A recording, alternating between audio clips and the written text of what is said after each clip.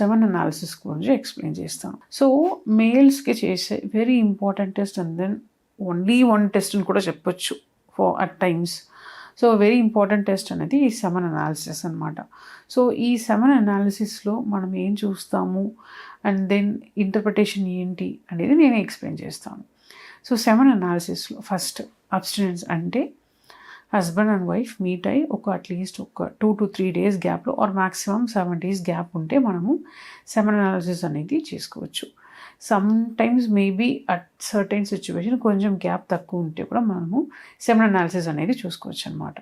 So ఇప్పుడు first what to see అంటే time of collections అంటే ఎంతసేపు పడుతుంది, ఎక్కువసేపు పడుతుందా, or is able to give the sample of what. In case time ఎక్కువ పడుతుందంటే ఏదైనా ప్రాబ్లం ఉన్నాయా అది కూడా ఒకసారి చూసుకోవాలి.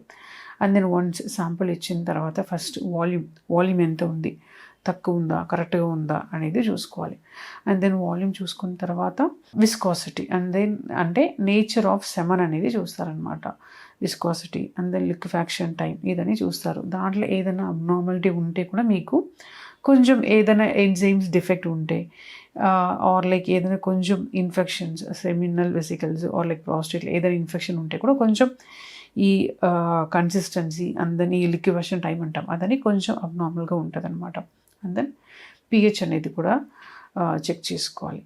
ఇదన్నీ చూసుకున్న తర్వాత మనము లైక్ ఫస్ట్ మైక్రోస్కోపీ కింద చూస్తామన్నమాట. మైక్రోస్కోపీ కింద చూసినప్పుడు హౌ ఇస్ ద కౌంట్ అంటే కౌంట్ ఎలా ఉన్నాయి. యూజువల్గా మోర్ దెన్ 16 million ఉంటే నార్మల్ అంటాం, 16 million కన్నా కింద ఉంటే తక్కువ అంటాం. సో కౌంట్ ఎలా ఉన్నాయి, 10 million 5 million అనేది ఒకసారి చెక్ చేసుకుంటాం. దాని తర్వాత కదలే కణాలు what is the total motility అనేది చూస్తాం. టోటల్ మొటిలిటీ అట్లీస్ట్ మనకి 40 to 45% ఉండాలి.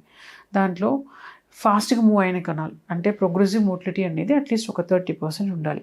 100% అనేది అవసరం లేదండి. 30-32% మీకు ప్రోగ్రెసివ్ మోటిలిటీ ఉంటే దట్ ఈస్ ఎనఫ్. యాక్చువల్లీ మీకు ఉన్న అన్ని మిలియన్స్లో అన్ని ప్రోగ్రెసివ్ మోటైల్ స్పోమ్స్ ఉండవు. కొన్ని స్లోలీ ప్రోగ్రెసివ్ స్పోమ్స్ ఉంటాయి, స్లోలీ ప్రోగ్రెసివ్ మోటైల్ స్పోమ్స్ ఉంటుంది. కొన్ని ఇమ్మోటైల్ స్పోమ్స్ మూవ్ అవ్వకుండా కూడా కొన్ని స్పోమ్స్ ఉంటాయి. సో కొంచెం అబ్నార్మాలిటీ ఉండొచ్చు. సో మనకి ప్రోగ్రెసివ్ మోటిలిటీ అనేది ఒక 30% ఉంటే దట్ ఈస్ సఫిషియెంట్ అనమాట. అండ్ దెన్ మార్ఫాలజీ అంటారు. మార్ఫాలజీ అంటే స్పోమ్స్ ఎలా కనిపిస్తున్నాయి మైక్రోస్కోపీ కింద చూసినప్పుడు. యూజువల్గా స్పోమ్స్ అంటే ఒక హెడ్, మిడ్ పీస్, టెయిల్ అట్లా కనిపించాలన్నమాట. సో అట్లా కనిపిస్తుందా, అబ్నార్మాలిటీ ఏదైనా ఉందా అనేది చూసుకోవాలి. 100% నార్మల్ స్పోమ్స్ ఉంటుందా అంటే నో, అబ్సల్యూట్లీ నో అండి. మనకి ఒక 4% నార్మల్ స్పోమ్స్ ఉంటే కూడా సరిపోతుంది అనమాట. సో యూజువల్గా మోస్ట్ ఆఫ్ ద స్పోమ్స్ అయితే కొంచెం అబ్నార్మాలిటీ ఉండొచ్చు. అంటే head abnormality, mid piece, tail అంటే 2 tails 2 head అట్లా కూడా ఉండొచ్చు. సో మనకి 4% నార్మల్ స్పోమ్ ఉంటే సరిపోతుంది. 96% అబ్నార్మాలిటీ స్పోమ్ ఉంటే కూడా భయపడకండి, నథింగ్ టు వరీ.